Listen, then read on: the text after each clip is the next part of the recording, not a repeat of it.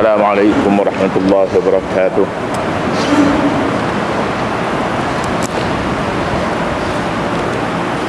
Bismillahirrahmanirrahim. Alhamdulillahirabbil alamin. Wassalatu wassalamu ala asyrafil mursalin Sayyidina Muhammadin wa ala alihi wa sahbihi ajma'in. Pagi ini kita baca ayat 101. A'udzu billahi minasyaitonir rajim. Bismillahirrahmanirrahim.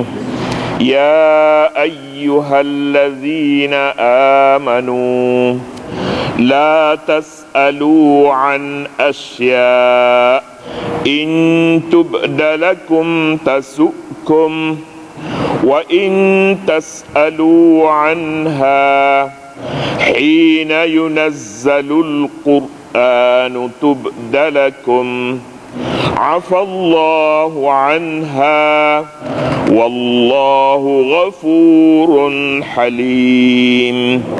Sadaqallahul azim.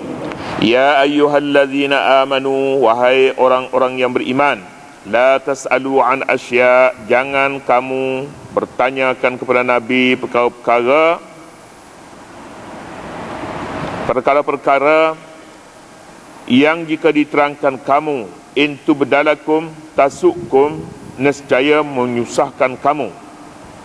Wa in tas'alu anha hina yunazzalul qur'anu tubdalakum, dan jika kamu bertanya mengenainya ketika diturunkan Al-Quran, tentulah akan diterangkan kepada kamu. Tasukum. Wa in tas'alu anha hina yunazzalul qur'anu tubdalakum, dan jika kamu bertanya waktu Al-Quran diturunkan kepada kamu, nescaya diterangkan kepada kamu. Afallahu anha, Allah memaafkan kamu dari kesalahan bertanya. Wallahu ghafurun halim, kerana Allah amat pengampun lagi amat penyabar. Dalam terjemahan dia ni banyak sangat kurungan-kurungan ni dia ganggu. Sepatutnya kurungan tak ada, terjemahan faham tak faham pun, terjemahan itulah dia yang boleh diberi kepada ayat ni. Bila dia ganggu dengan kurungan-kurungan ini, seolah-olahnya kita terikat dengan kurungan dia. Ayat ni sambungan kepada ayat yang berbicara tentang hukum-hukum arak dulu.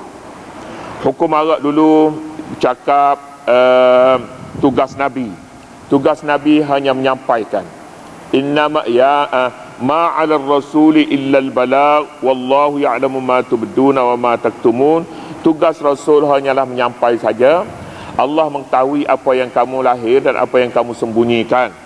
Soal manusia mahu melaksana, mahu terima ataupun tidak mahu terima, itu soal mereka, bukan soal Nabi lagi.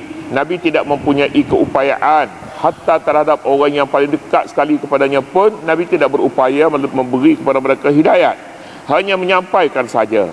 Kemudian untuk menerima, itu perkara mereka, soal mereka. Sekarang ni ayat ni pula sambungan kepada ayat tu lagi, menyatakan pelaksanaan ini tugas siapa? Ayat menyatakan tugas manusia, dan manusia janganlah banyak bertanya tentang bagaimana untuk melaksanakan itu.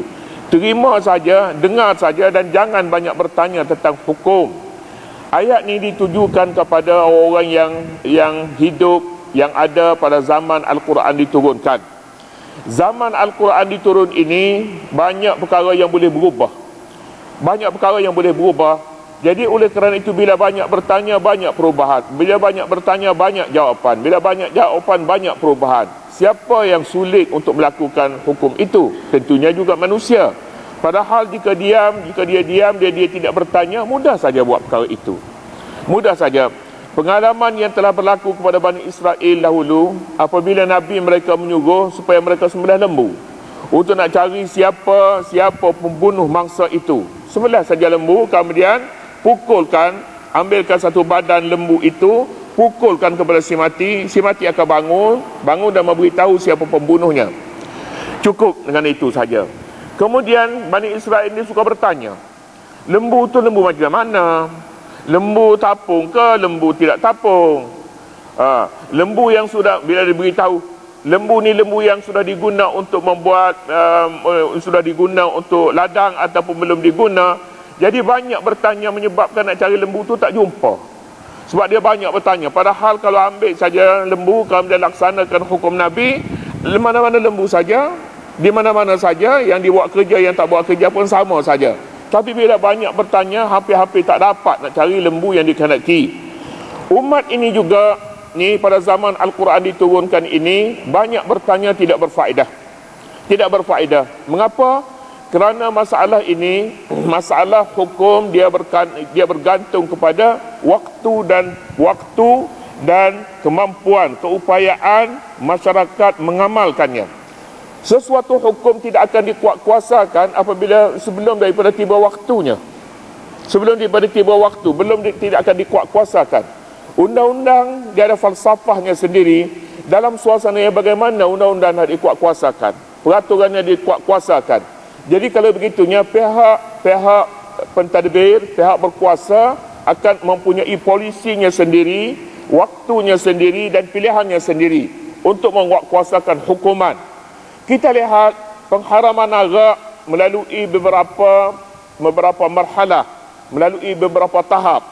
Tahap yang pertama menggunakan psikologi supaya tidak mengamalkan arak. Hukum belum ada lagi. Memberi faham kepada mereka bahawa pada arak ini ada manfaat dan ada keburukan padanya. Kemudian yang kedua pula bagi mereka yang minum arak, jangan datang ke masjid. Hukum belum lagi. Menanamkan perasaan tidak sukakan kepada arak pada waktu seluruh masyarakat menganggap arak adalah satu hiburan kepada mereka. Jika tidak ada arak, tidak ada hidup di dunia ini, kata mereka. Jika tidak ada arak, tak ada minum-minum, maknanya mabuk-mabuk lah. Jika tidak ada mabuk-mabuk, maka selamat tinggal dunia. Begitu sekali fahaman mereka.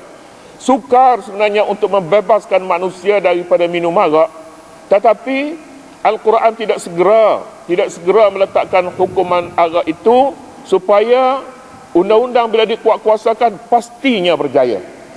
Kita lihat hukum Al-Quran turun tidak sekaligus. Mula-mula semayang, kemudian puasa, kemudian akhir sekali zakat, bukan akhir sekali. Selepas daripada itu zakat, akhir sekali haji. Mengapa tidak haji dulu? Mengapa tidak puasa dulu? Mengapa tidak zakat dahulu? Tak boleh, mesti ditanam dulu, semayang dulu. Bila cintakan semayang, akan beralih kepada puasa. Bila beralih kepada puasa, dia akan suka pula keluar zakat. Bila sampai kepada zakat, dia mahu pula pergi haji.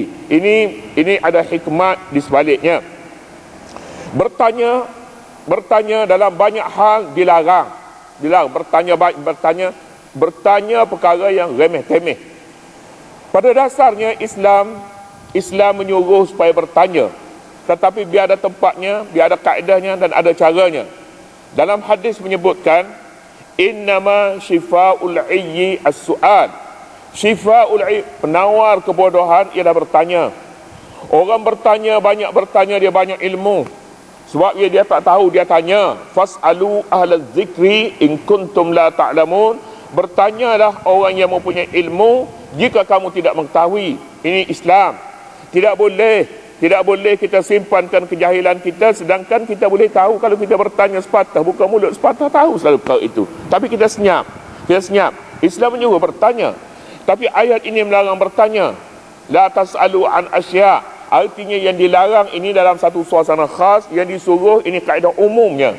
Tetapi ada ketikanya kita dilarang bertanya dan kita disuruh supaya sembunyikan perkara-perkara yang tak patut diketahui oleh orang ramai. Orang ramai tak patut tahu perkara itu. Patut kita sembunyikan. Kalau mereka bertanya, kita akan jawab. Kita tidak boleh berbohong. Tetapi sembunyi adalah lebih baik. Ini bukan sajalah bagi seorang pemerintah besar. Bagi seorang pemerintah kecil dalam rumah pun, bukan semua perkara kena beritahu kepada isteri dia. Bukan semua perkara mesti tahu, semua orang tahu, isteri dia, anak dia kena tahu perkara ni. Tak ada. Ada perkara-perkaranya dia seorang saja. Tak perlu beritahu kepada orang lain. Tak perlu. Mengapa? Ini hikmat bagi ini, kebijaksanaan bagi seorang pemimpin, seorang ketua. Kita lihat kebanyakan doktor pun, dia tengok kalau penyakitnya penyakit yang nak pada parah dah ni tak lama dah ni, 2-3 hari, seminggu lagi ni pergilah dia ni. Doktor tak cakap, jangan tanyalah dia. Kalau tanya pun Tanya pun dia beritahu kepada keluarganya yang terdekat. Mengapa? Kalau diberitahu doktor cakap betul-betul dia tak mahu makan, dia kata baik mati segera lah, daripada kalau berubat pun dia kata dah makan ubat pun dia kata tak ada guna dah. Tak ada guna dah. Doktor kata setinggi-tingginya dia 3 bulan lagi mati. Baik tak? Dia ambil keputusan untuk mati cepat. Tak mahu makan ubat, tak mahu makan, tak mahu cakap dengan orang, tak mahu. Jadi perkara ini tidak bijak jika doktor beritahu penyakit kepada pesakitnya. Tidak bijak. Oleh kerana itu, pesakit juga jangan bertanya doktor. Jangan tanya penyakit saya ni sakit jantung ke doktor? Penyakit saya ni berapa lama lagi saya boleh hidup ni doktor? Doktor akan cakap lah bila tanya, penyakit awak ni 3 bulan lagi. Menurut sukatan saya. Kalau 3 bulan lagi, baik mati sekarang. Sekarang ni lama lagi, banyak lagi di Bukit Kiara, 3 bulan lagi boleh habis dah. Dia akan buat keputusan macam tu. Betul juga ke dia? Betul ke dia tu? Tetapi yang tak betulnya, doktor yang beritahu. Tapi bijak juga doktor dia beritahu, dah pasal tanya kata dia. Kalau tidak nanti orang tuduh dia kata tak periksa, sebab tu dia tak tahu. Dia tak ada buat ujian apa-apa, sebab tu dia tak boleh jawab. Jadi banyak perkara. Salahnya siapa? Salahnya ialah pesakit bertanya perkara-perkara yang tak patut dia tahu. Kadang-kadang kita ni pun tak patut tahu juga penyakit kita. Bila kita tahu penyakit kita, banyak yang doktor kata awak tak boleh makan ni, tak boleh makan ni, tak boleh makan ni, tak boleh makan ni. Yang boleh makan, bayar, dia kata. Bayar punya boleh makan, lain tak boleh. Dah kita tahu. Kalau begitu lebih baik tak tahu. Tak tahu, sapu saja, apa-apa. Tak ada siapa pun hidup dalam dunia ni dia boleh mati, dia boleh hidup tu kat langit. Tak ada, semuanya mati. Jadi kalau begitu, tu pulanglah kepada seorang itu untuk buat keputusan. Baik tahu ke baik tak tahu penyakit kita. Ada setengah mazhab kata tak patut tahu. Jalan saja. Jangan tahu betulkah kita ni ada penyakit di mana-mana. Kalau kita tanya pomen, dia katanya ni kena tukar, ni kena tukar, ni kena tukar, dia 3,000 bulan. Jadi kalau begitu tak payah tahu. Jalan saja, dia berhenti mana-mana, baiki di situ. Lihat. Ya ayyuhalladzina amanu la tas'alu an asya'a in tubdalakum tasukkum. Wahai orang yang beriman, sekian kali ayat ya ayyuhalladzina amanu diulangi di dalam surah ini, dan ini yang ke-15 kalau tak silap sayanya. Ya ayyuhalladzina amanu, wahai orang yang beriman, la tas'alu an asya, jangan kamu bertanyakan kepada Nabi perkara-perkara yang jika diberitahu kepada kamu boleh menyusahkan kamu, tasukkum, menyusahkan kamu.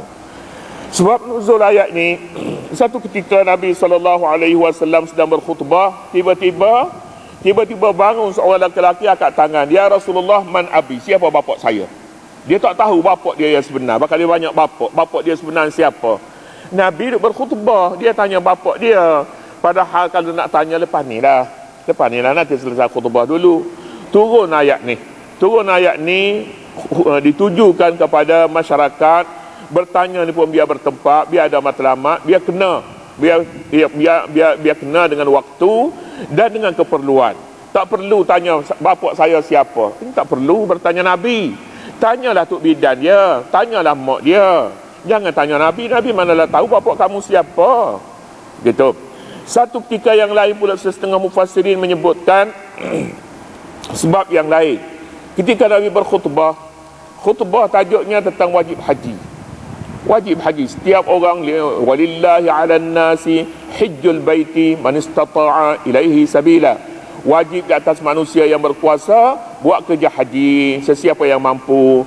Tiba-tiba bangun seorang lelaki, dia bertanya, ya Rasulullah, akulla amin ya Rasulullah, ya wahai Nabi, si wajib haji ni tiap-tiap tahun ke sekali seumur hidup?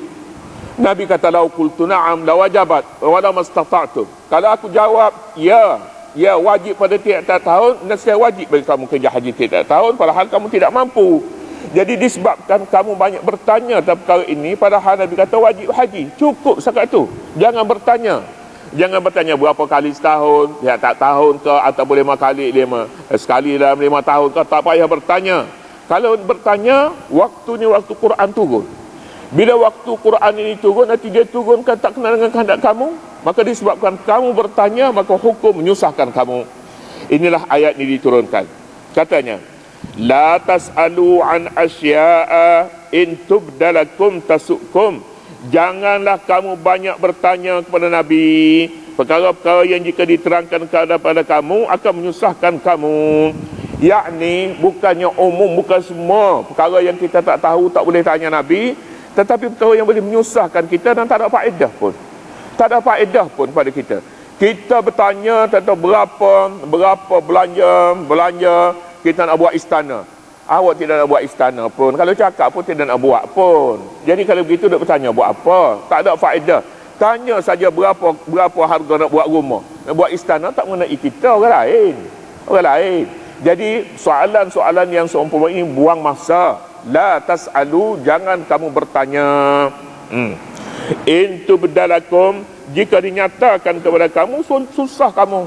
Susah. Kita hari ini pun banyak juga perkara yang tak tahu kita ambil tahu.